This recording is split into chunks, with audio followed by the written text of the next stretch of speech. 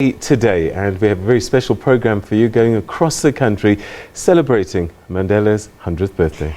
Of course we do, and now let's take you live to Mvezo in the Eastern Cape, the birthplace of Nelson Mandela, where celebrations are underway. We're live there now. Which decanted its own experiences and knowledge into the making of Madiba. So from here, he was able to move to Johannesburg, first in the mines until he settled in a small township called Alexandra Township in Johannesburg.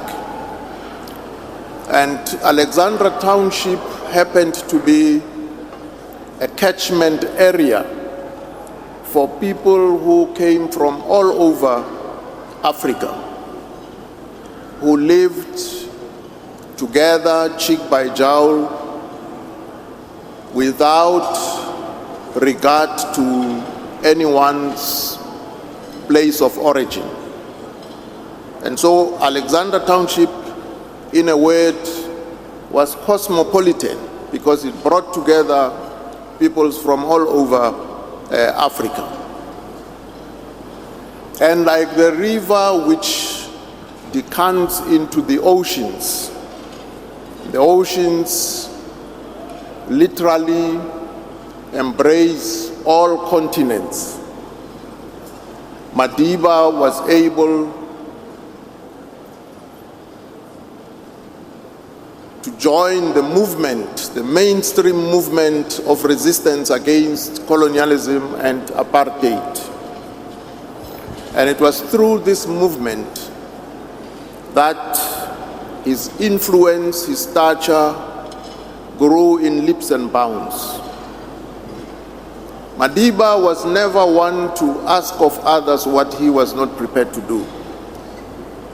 And so at every critical turn of our history, when the time came for our people to resist the repressive system of apartheid, Madiba was in the forward trenches. He was a volunteer in chief. He's the one who defied unjust laws and led volunteers in defiance.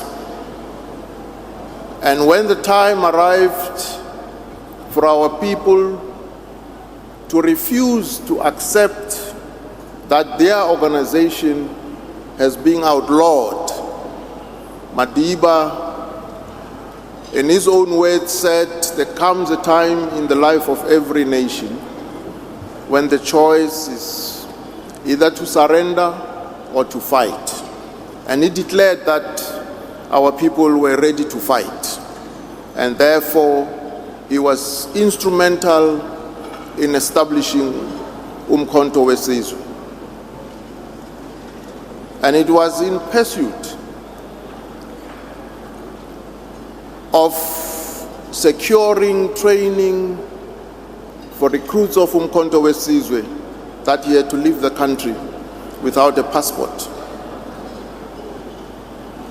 And thereafter, having been to Tanzania, to Dar es Salaam, having been to Ethiopia, in Addis Ababa, having been to Algeria, where he received some military training, and proceeded to London, he was able to come back to South Africa and literally became the very first leader of our organization to go underground on a full-time basis.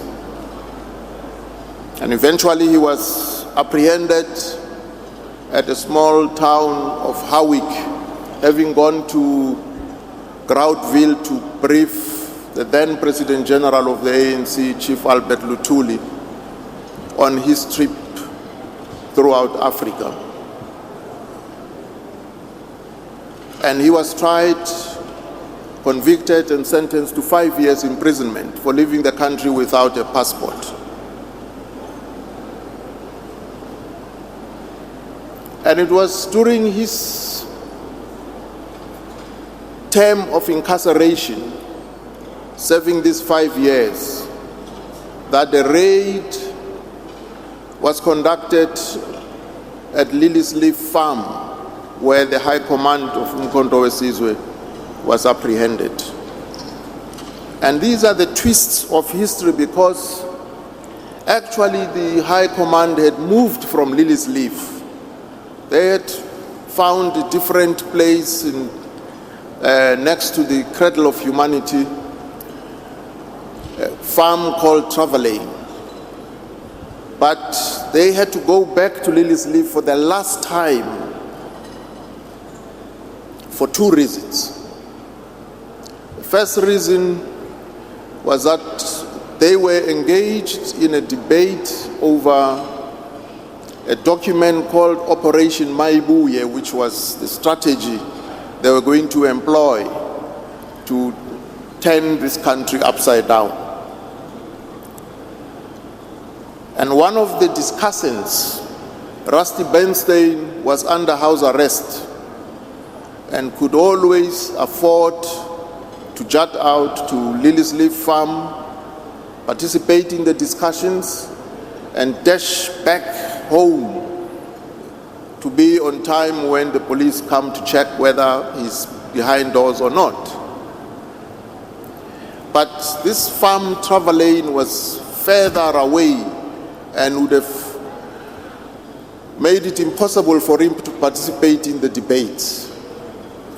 And so they decided that they are going to reconvene at Lily's Leaf for the last time to complete these debates and never ever to set foot again at Lily's Leaf Farm.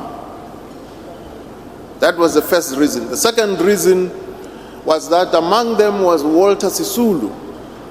And Walter Sisulu happened to have a gap in his front teeth, which was a giveaway. It didn't matter how much he disguised himself, the gap was a giveaway. So they had made an appointment with a trusted dentist who was going to fix Walter Sisulu's gap.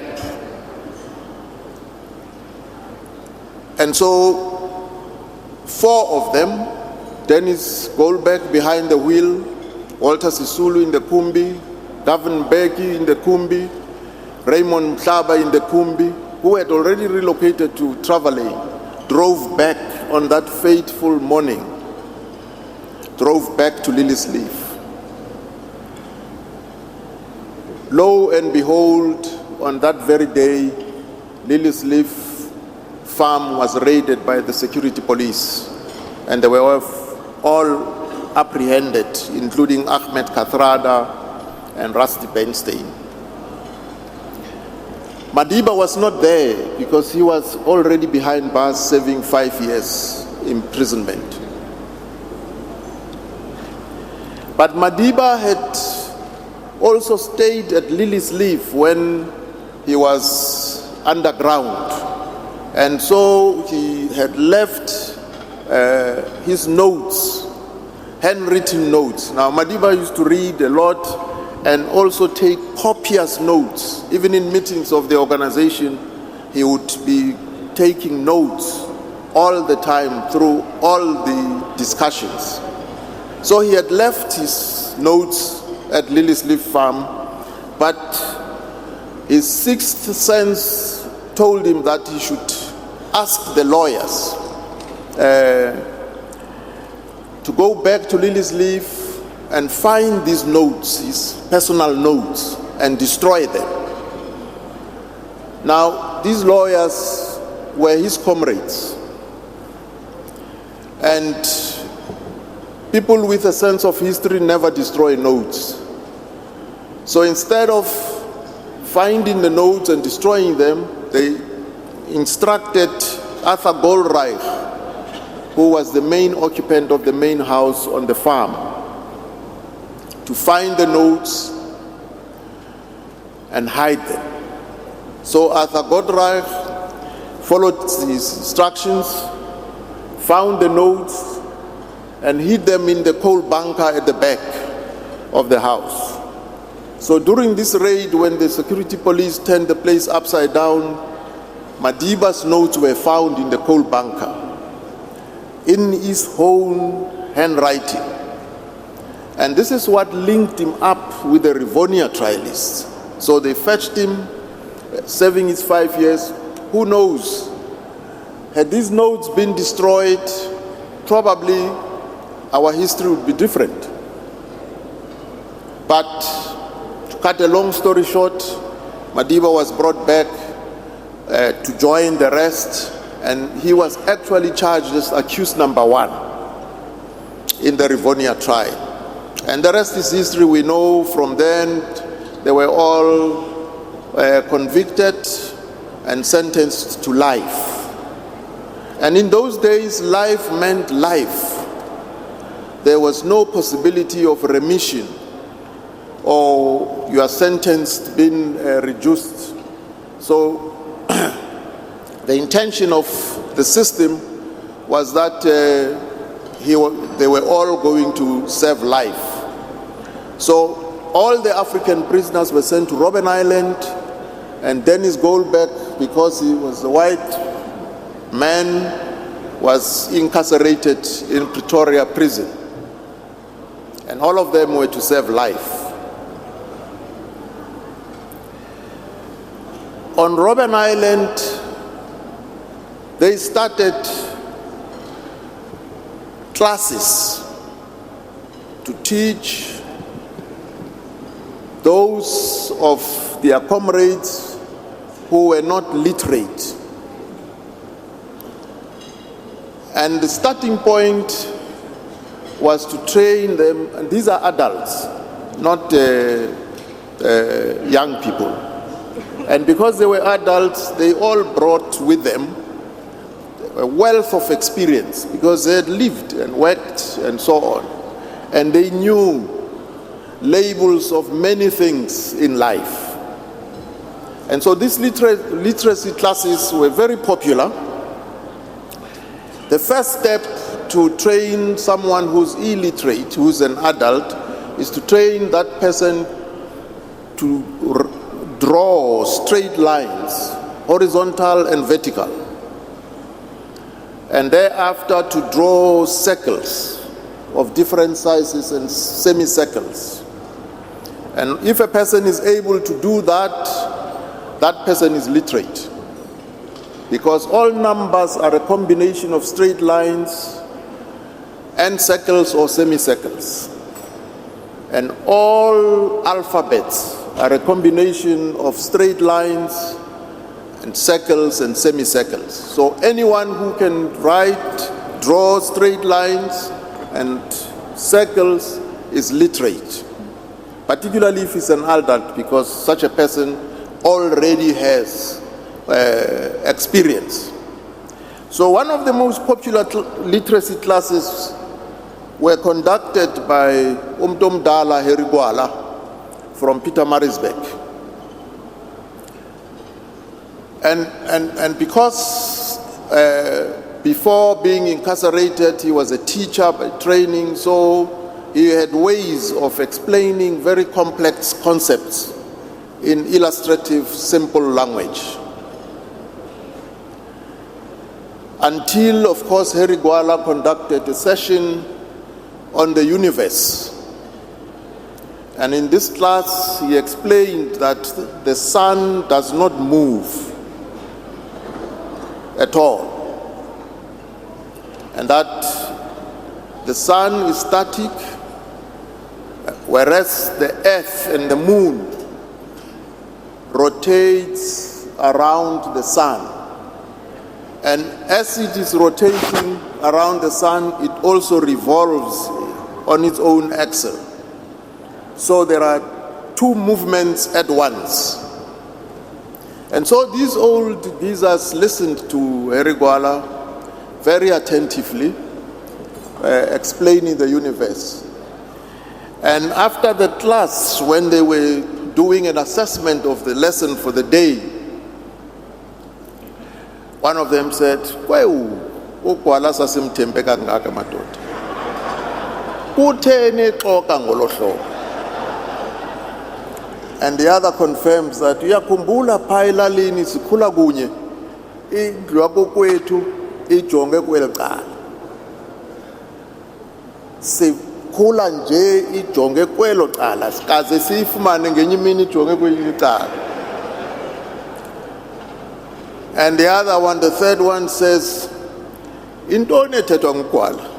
Ngoba sikhula nje ilanga nali silibona livela liyotshona nali. Uthini ugwala xa ethi alihambi ilanga?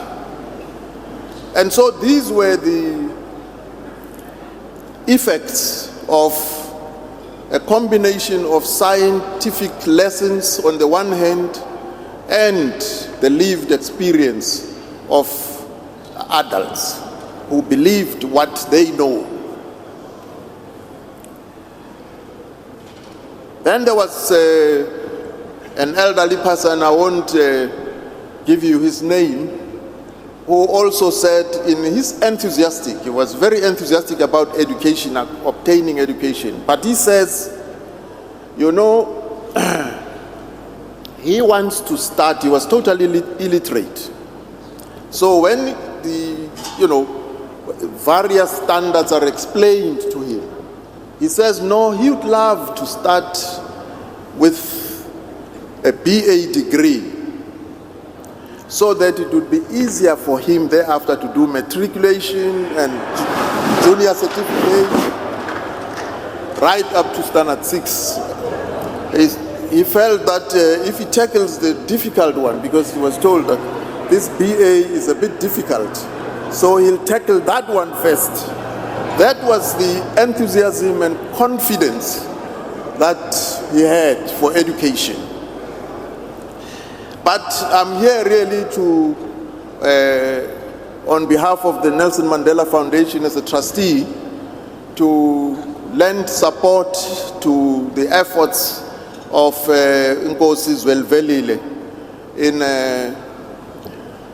commemorating this towering memory of our leader and Commander-in-Chief, Nelson Mandela. So on another occasion, I can tell you more of the experiences behind bars, but for today, let me pause there. Thank you very much for your attention.